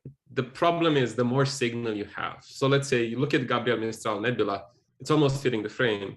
You calibrate your camera, any high sensitivity camera, at the same mean value as your light. So if let's say a bright object has 1300 count and you calibrate that with 1300, a dimmer object would not calibrate and would have the corners overexposed or underexposed. So you almost have to shoot flats depending on the frame you shoot. And this is very common for the QHY 600 to 6.8. The more the light frames, the more light you have, the more you have to shoot flats just for that, just to kind of clutter. So the same ADU, how it's called, mean value. Mm-hmm. Yeah. It's okay. Flats with the CMOS cameras are definitely a challenge, and can be a challenge with any telescope, I think. Yeah. I'm using the 294 because of the larger pixels. I've had better result with the larger pixels than with the either the 1600 or the 2600. I mean, I could bin 2x2 on those cameras, but you know, I haven't tried with that. But the 294 and certainly Galaxies, I've had very good results. If the signal is in the middle and it's not covering the frame, because it's always going to be at the same ADU, the moment it's filling the frame, flats get annoying. Yeah. Okay, that's me. Okay, thank you, Peter. Before coming to the next, I would ask you to limit each one to, let's say, 5 minutes. I hope this is possible. Who want to be next? Feel free. Well, I had a really unfortunate winter, so I believe I make it in 5 minutes, no problem. Okay. So if I can take over. Yeah, sure. Can you see? Can you see, guys? Yeah. Okay, so good news first. I finally solved the issue with flats on my Canon 6D. It turns out that SGP was saving the files as fits, which I knew about, but I didn't know that the fits were, it was messing up the whole image. So it was unusable and I couldn't calibrate anything out. And all I needed was just switch it to regular CR2 or RAW. And so I finally started using my Canon 6D. This is Mark Aaron's chain in Berenices, I believe it's in English. And it was shot using the 6D. And I don't have enough integration time because this was not the main target. The main target was the Boogeyman Nebula. But after more than 2 years of trying to get this image, I'm still not done because either something froze like SGP or clouds rolled in, or like last year I failed on so many nights because I had the issue with the format. So it's like a cursed image for me, or a cursed object. So I just seem unable to finish it. Yeah, and let me just quickly say something. It's not the artist's opinion when it's finished. We can tell you this image is amazing. Even those people at APOD might say, holy shit, depends on their day, but you have a stunning image here. Your processing is amazing. So I don't know about them clouds, but what you have is pretty darn impressive. So I nice think work, to say the least. That it helps that my internet is bad, so you can see it really fudgy, you know, and it's smooth out, but I just need a lot more data. No, I like that you have like, compared to my image of the Boogeyman, which is a HRGB, like your dark clouds look more like sort of more detailed, a little bit like, you know, this is more depth to us. Also HARGB, but I used just it was maybe 3 hours using the ZWO 1600, and it was 2-year-old data, and I know that when I attempt to shoot it with the ASI camera, my mount got stuck on a leg, so I had also just a few hours. So it's my long-running project. But thank you for the compliments. And I also reprocessed the Sol Nebula, and I'm finally kind of happy with it. I'm not sure about the stars because I left them a little bit purple-ish, but it's the best processing, in my opinion, yet of this nebula. And since that's all, I also started to playing around with Instagram's algorithm. So as you all guys are probably doing our reels now, so I started playing just with After Effects and doing some of these effects. So it's 3D like, and I think I really like my M42 because I also separated the brightest part, the trapezoid, and it's on a different layer. So that's just what I've been playing with. Yeah, and your videos are stunning. There's a problem. That's why you're not getting. So there's a big problem. You forgot to say I pointed my telescope at this object. Show the telescope, and then this is it, man. I've spoke to the Instagram guys. They said you're not showing your telescope slowing. They cannot promote you. You gotta do that, in bro. the reel, there is a telescope. it's a time lapse, and then it goes. goes Okay, I apologize. I will talk to the Instagram gods, and it will get fixed. Fantastic. That's Okay, all I can say is that I tried videos and they did nothing for me. Like I don't know how the algorithm works, but it's they did just nothing magic. for me. You have to say TikTok in the video. Yeah. Then Instagram will pay attention. Or we could just all start dancing in front of our telescope. So. Oh yeah. Okay, so that's all from me. Okay, thank you. Okay, I think Johan would be next. Yes, way to stuck it in the wound. I don't have any images. I did go to a Bordeaux 2 sky with my friend Ryan, and we both got no images because of the wind and because the Ricardi Honder's fast scope is a nightmare and I could not calibrate the 128C. So I'm actually playing with solar for now because my skies suck. But thank you, Yasa. I appreciate the fun. No problem. I will give you more time. I'll give the speaker more time. Okay. So should I proceed? Yeah, you can proceed. Okay. So basically, I got a new camera in March.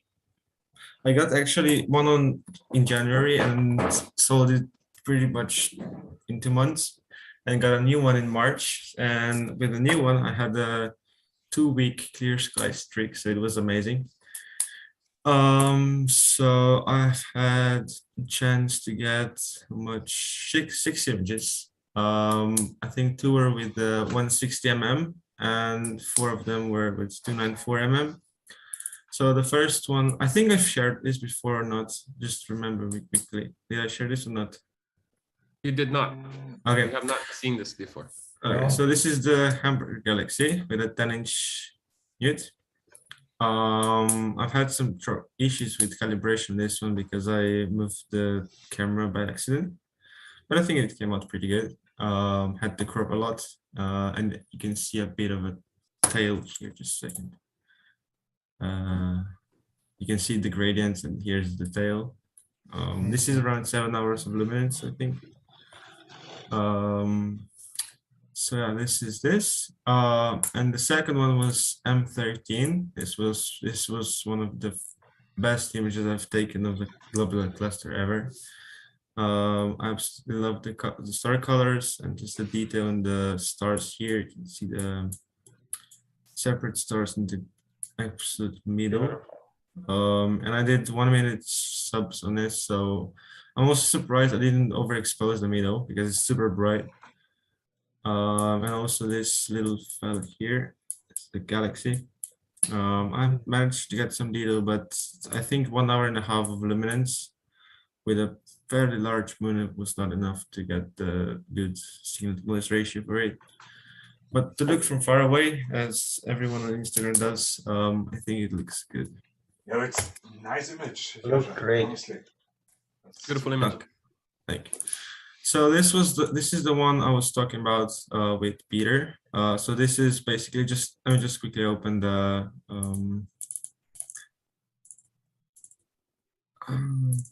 here. Is this data you collected with your scope or yes, someone else? This is mine. So this is basically just stacked and just stretched. You can see there's no gradients at all. I did some processing here, some sharpening, remove the stars, enhance the dark stuff here. So this is the stack. It looks perfect to me. I didn't have to do any dB or anything.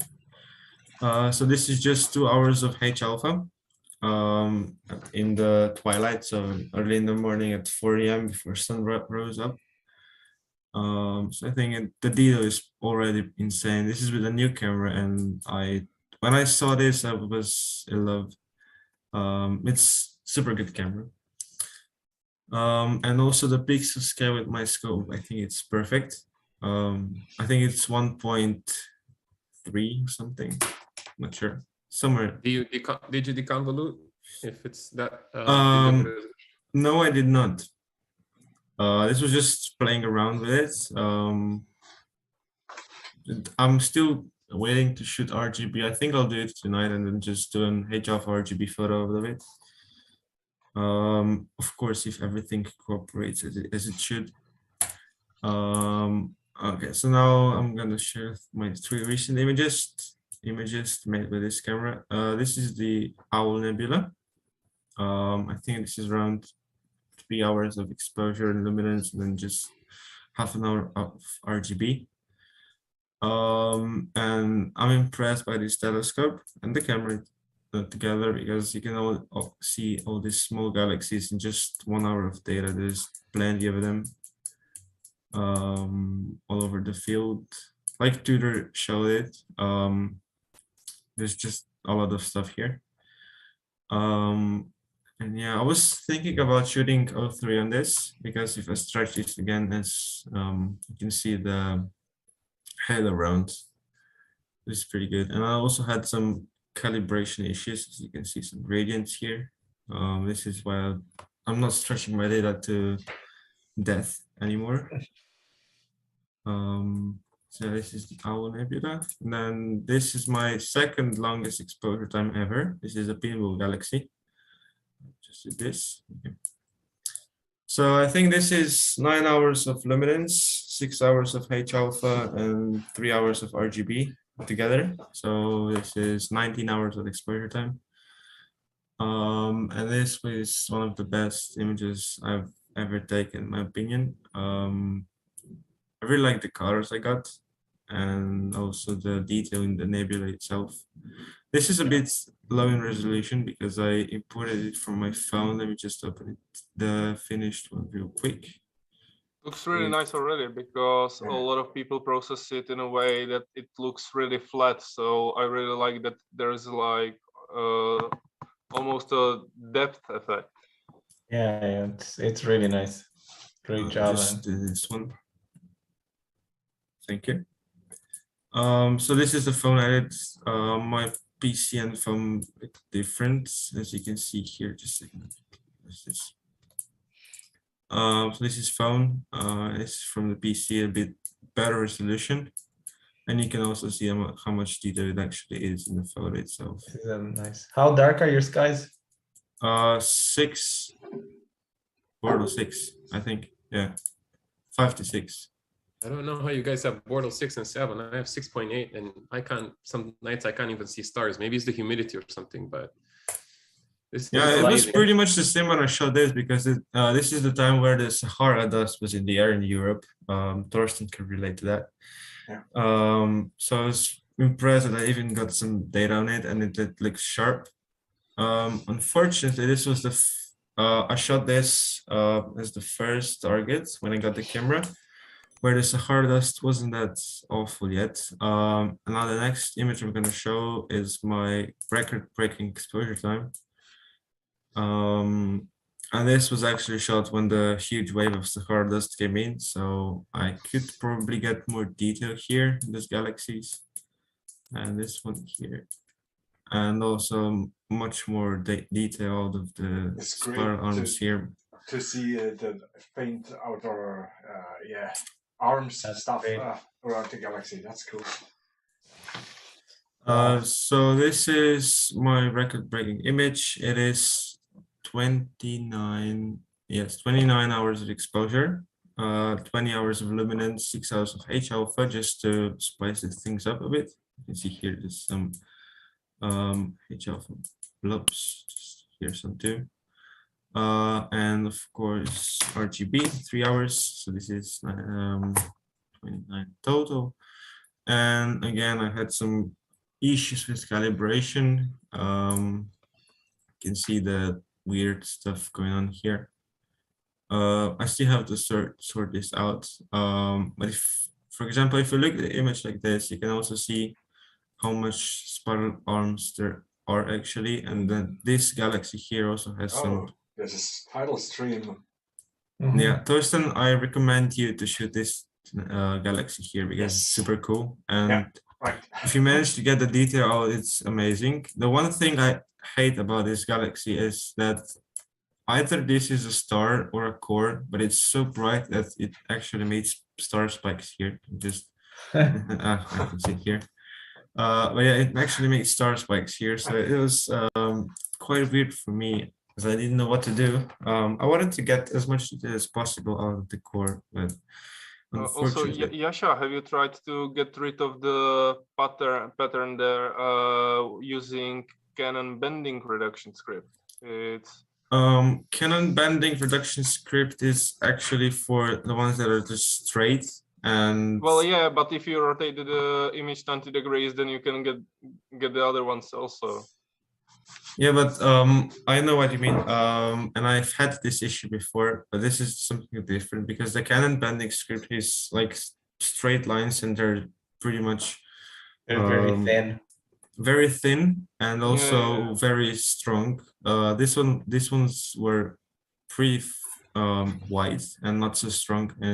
For example, if you look here, there's almost not it's visible. like my go-to script when I don't know how to calibrate out something, because it usually gets also the stuff that's not that's kind of in a way. So sometimes it helps, sometimes not. That's why I'm suggesting. Mm-hmm.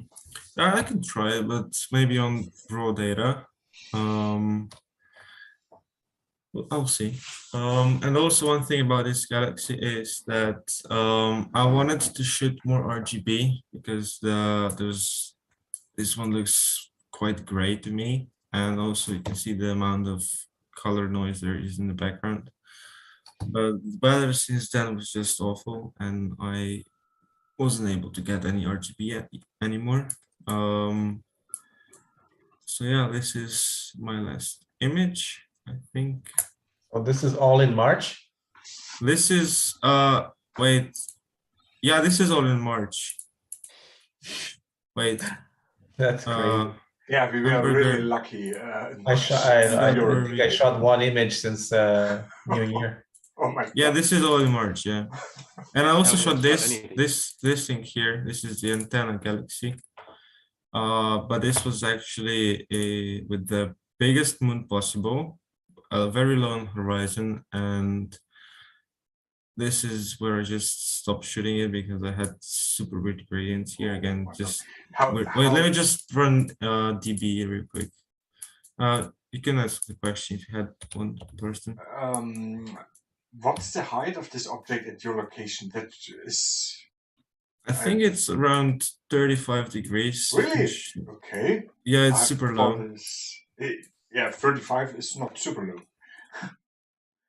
For me, it is because on the south I have the capital city. Yeah. And this is where the stuff gets weird. So it's really hard to shoot southern objects. Just this, and here it is. You can see the patterns and the faint stuff here, and also the bloated stars.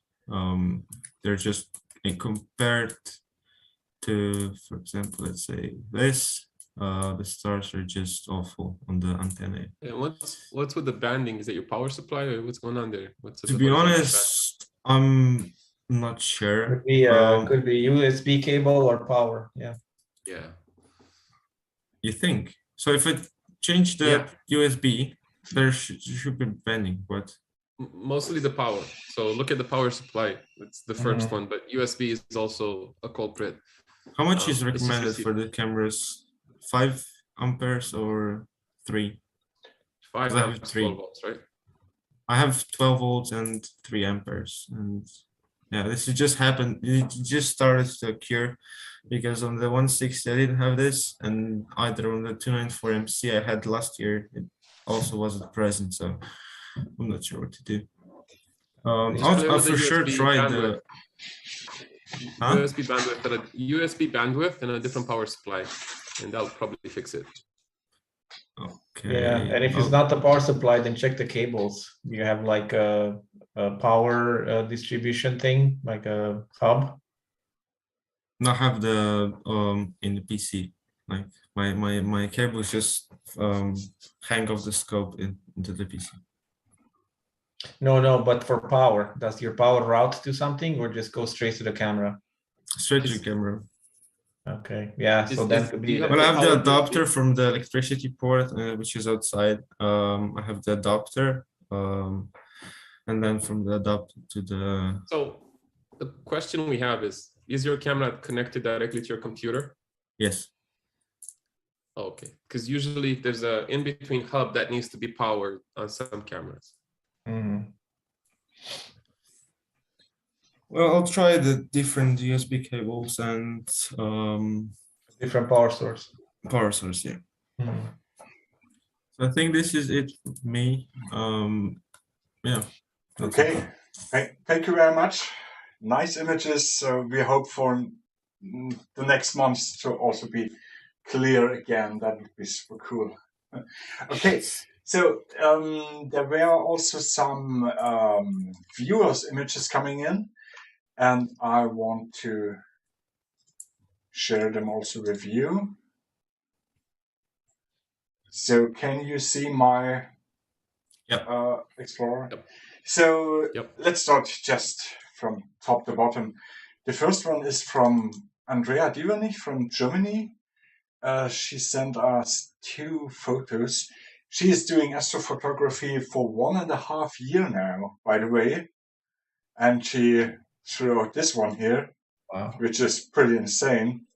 Mhm. Let me try it this way. Yeah, that's working. So we can just check out. The optic used is a TS Apo 100Q, so that's a quintuplet or something, or a quadruplet, I'm not sure. But a very high level scope. EQ5 mount, Canon EOS RA, Optolong L extreme filter. So, nice one. It's incredible. Yeah. Mm. Yeah. I'll just recommend to shoot RGB stars. This is all. Yeah. Okay. It's an incredible image. Congratulations in 9.5 Yeah. and a DSLR. You should be really proud of your image. I think it's stunning. The second one is the jellyfish. And this is also incredible. Very detailed. Yeah. That's cool. Also Yeah, really that's cool a nice optic. scope. You kept the no halos on the stars there. So, Andrea, if you're watching, we are expecting more from your photos next time. Feel free to send us. Great stuff. Mark Yellis sent me 2 photos. That is the, oops, sorry, wrong screen. Is this big enough for you, or should I do it some way like This this? is fine. It's a beautiful Hubble image. Yeah. The wall.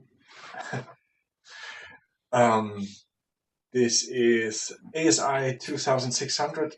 I have to remove with an Explore Scientific ED122 and the EQ8 and Antlia filters. Oh, nice. And 13 hours of integration. So that's already a deep one. Nice setup, by the way.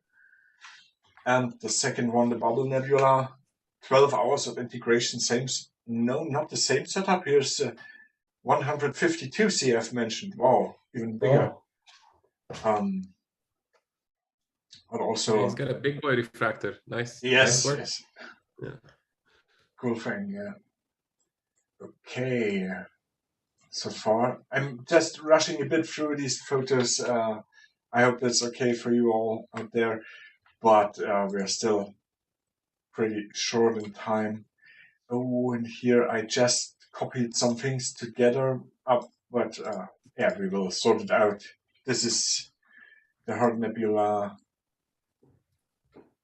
and 11 hours in integration. Also an Apple 100Q. Cool. And the ZW294MC Pro L Extreme filter. And with a different color scheme. Yeah, nice. That's a nice one. Oh, here you have it. Equipment photos. I always love equipment photos. Also nice cable management. ASI Pro. And the ZW focuser. That's beautiful. Looks better than most of our setups because we are just throwing the cables around. But that's why we never show photos of it. That's why that's the secret. Right. Never show your photos and you think the cables are perfectly tight. And there should be one more. No. Is it this Torsten fellow? That Torsten is he related to you, Torsten? Is it your images that you're trying to sneak in here? Is No, I would never do this. So Yasa doesn't pick on them. Yeah. An elephant's trunk with an interesting, so nice colors and also interesting, let's call it sharpening effect here. Nice stars. Yeah. So let me just bring up. I'm not sure. This looks like it's done with the Extreme, right? Because it looks like it's a synthetic creation, right? I would assume. We're on hands. And Iris Nebula. I believe this is this one here, 5 hours. No, it's no. Just that's not right. But anyway, that's also really nice. Really nice details here in the core. So thank you, Mark, for Rennie. I'm sorry. Very nice. For these photos.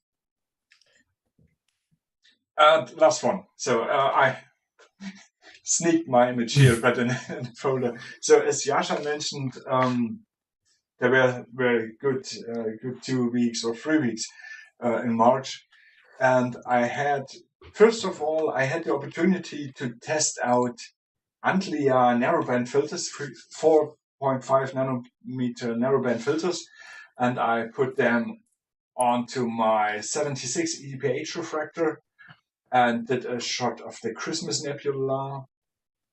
tree cluster. But it came not out that good as I expected it or something. So it was just what one night. What scope is this? The 76 EDPH refractor you see here in the background somewhere. Sorry. Yeah, it's to your left. It's the other side. We see it. So the small one. The one in the middle. Yeah. Can you zoom in on the fox fur, please? Sorry? In the middle, in the fox fur. Can you just zoom in? It's one of my favorite. Zoom in on the cave nebula. He wants to see the detail. That's what he's doing. No, the upper one. Yeah. Fox fur. Oh, this one, the fox fur. Yeah. Oh, nice. Yeah. So that's another cool thing is that you get, it was a bit new for me that you get the Hubble Nebula in the same frame here. That was cool to see then. Here we have my long time project. So I had set up 2 rigs. My observatory with the 12-inch RC was running on the faint stuff, and I set up the 76 EDPH for this long time project. I just thought, I just keep integrating on M81. There was not more to see in the position where I set up this small scope. There were a house and a garage and a street lamp. So the only region was northeast to capture M81. And this is 16 hours of LRGB H-alpha combination. I had issues, I believe, focusing issues with the red filter. So this is why red comes out a bit more here. So I had to reprocess it, but this is already version 4 or something. So I just don't have any more time to reprocess it again. But I have to do something with the stars. That's not working this way. But and you combine the data, right? You combine the data from the wide field and the rich field scopes, right? This is only wide field, only the same scope. Oh, okay. Yeah. But the first idea was to bring out that interstellar dust here, that IFN. That was the main reason to do it that long, but of course I want to have proper stars. I like it. I like that it's a little bit brighter. Like it's not the background is not that too dark, so it's a nice glow on the image. Yeah. And you don't go crazy on the HDR, so the galaxy still looks like a galaxy. It doesn't look like a pizza. Yeah, that's right. Oh, this one is well, not that much. It's about this little streak here. That's the James Webb Space Telescope. So I also did an animation, but I not found it so quickly. A friend of mine who's also on Instagram did this with a really beautiful annotation in the video. I just kept doing frames here. So this was just, I'm not sure, 10 minutes or so, 10 subframes to see the motion of the James Webb Space Telescope. I found it pretty cool to have this in the field, but not much more to it. And here we have the Leo triplet. Also, as I said, there were so many nights available. Here I was struggling with the color again. Maybe I did the focusing better, but I think there should be more color in it. But anyway, here's the thing to bring out that super long tidal stream on this Hamburger galaxy. Was not that successful, not yet. Still time left, and I should darken it a bit, but then the stream is completely vanished. And this is using the 2400 camera that you have, the 2400 MC? No, that's good question. That's the ASI 1600. LRGB filters ASI 1600. So very basic, common setup that I'm using now for 5 years or so. And this is the Antilia filters, right? No, Bader LRGB. Wow, no blue halos? Bader fixed their stuff, huh? Oh no, wow. These are really old filters, and no, I don't have issues with blue halos. Maybe my red filter has some issues, but the other ones not. No. But these filters are, I believe, I don't know. This is the first filter set I bought, so they are really old. And this was my attempt to do a mosaic. To be honest, I love and hate doing mosaics. As you all said, you have gradients in every image, different gradients when moving it around the sky. It's super hard to combine always. This one here was working. This is M44, but I never published it because Robert showed his photo of M44 on the exact same day when I was shooting mine, so I just forgot mine. This is a very, very quick shot here. I just wanted to try to do a mosaic. And was it 4 frames or 2 frames? These are, let me just. These are 4 frames, but taken with the RC.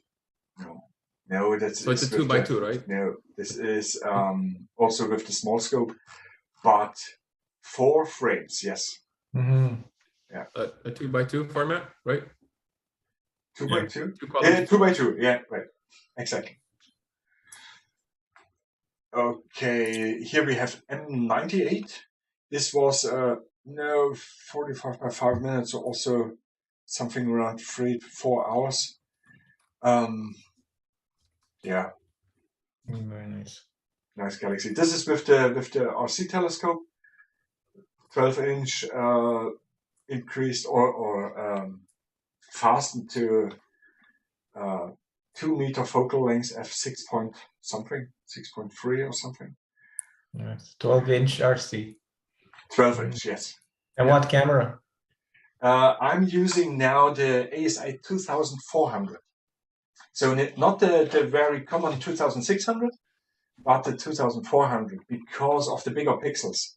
This one has 6 micropixels. It's also full frame. And it is full frame. To be honest, normally with this telescope, I wanted to have the full frame, but normally I don't need it because I'm shooting only galaxies. That is the only way to use this full frame to bring, for example, here a star in the frame. But for this galaxy things, it's just useless. But I wanted these 6 micron pixels. This was important. Not just that, but your camera has 100,000 electron well depth. Yeah, that's more than also, the QHY 600. Yeah, this is also some more of the of the features. Insane QE and also for well depth. Yeah, right. And yeah, this is one of my favorite images. The color calibration is not right, so it is way too reddish, but I managed it somehow to bring out some of the structures in M106 here. So for now, I'm happy with that photo, but I think I will reprocess it at some point. And here the nice thing is, let's say the nice thing, this galaxy, this edge-on galaxy has also an interesting structure, but I wasn't aware of that one. I just wasn't aware of that. If I weren't, I had it framed a bit more to the center, but that's okay. And by the way, this is the full frame field on the RC with the 0.8 corrector. And with this 2.5 inch corrector, it works fantastic. Collimation is done with the the Howie Glatter laser with the cylindrical, concentric circles and the focuser aperture thing. It's amazing. For these bigger scopes, works flawless. And this was also with the step back the week before with the Antlia filters, the monkey head, also in the white field here, but this was taken. Let's have a look. This is not the RC. This is the 76. This is yes, right. With the RC, it would be just this field here. It wouldn't fit in the frame. That's how big it is. Yeah. And this one here is the Splinter Galaxy. This is also a very long time project for me. I wanted to bring out this tidal stream around the galaxy by myself. There is some sort of arc coming across this galaxy, and depending on the source you're looking, also 2 arcs.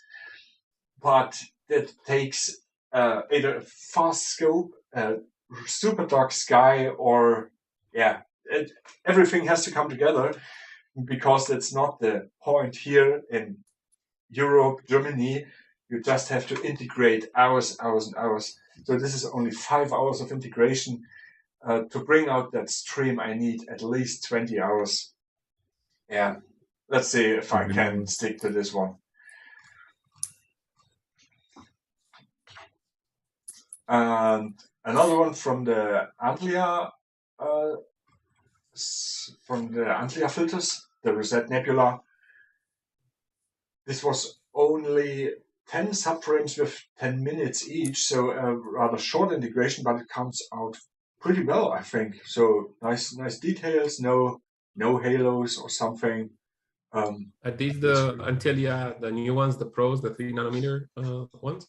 No, that was I think some sort of prototypes, 4.5 nanometers. Okay. But it was also, I think, some sort of work in progress, because the 03 had this halo issue. Not here, not in these images. They're fine, no issue with that. But Anitak in Orion is always the test star for narrowband filters, and there were a huge halo around the star. Okay. You can just go back to the Splinter Galaxy. Yes. So basically, remember when you said that you like and hate the mosaics, right?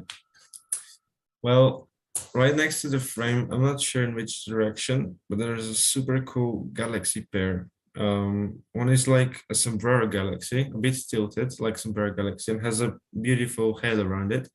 And one is a super cool bird spiral galaxy, if I'm not wrong. And if you get them both together in this frame with a Splinter Galaxy and the faint dust tail, this is going to be insane. Okay, know what you mean. Yeah. We should use Yasta for plate solving. James Webster. Look at him. He's just naming up. Peter, use him at the university. He just looks at a photo and says, yeah, 5 arc seconds away. You've missed something. I still don't understand how arc second works. So I'm just looking at the image, and if I see a galaxy, I know kind of where I'm located. A stone throw away for you. A stone, a chip away, Yasha, and then you have another galaxy. One your field of view to the right, and you have a galaxy. Okay, good to know. I will have a look on that. Okay, so then, yeah, we have it. The one more thing, Torsten, there was somebody else who sent their photos in. You missed them. I think their name is Renee, right? Yeah, they were saying that they sent photos in. I think you had a folder, but we skipped it. We can quickly look at them. Let me just. Was it in the chat? No, I think you had it in their folders, right? Like Cosmic Background or something. I think their name is. I really missed one. It's okay. Let's just blame Yasha for plate solving every image. No, we had all of them. Okay, then they probably we didn't get them. But also a quick shout out to all the viewers. If you want to have your photo featured in the next show, send us your photos to the following email that is now shown here. Then we can take it in the next show, and then we will take us some more time for it. Sorry for rushing now, but we are already way over time. Tudor, thank you very much for joining us and for your talk. That was really interesting, and I hope to see many photos of you in the future, and of your further progression would be really cool. And Thank you for having me. You other guys, thank you also for joining. See you next time. We stay in contact, of course. Have a nice time. Thanks again. Thank you, Tudor. Amazing work. Thanks, guys. Night. Have a nice Sunday. Thanks. Everyone. Bye.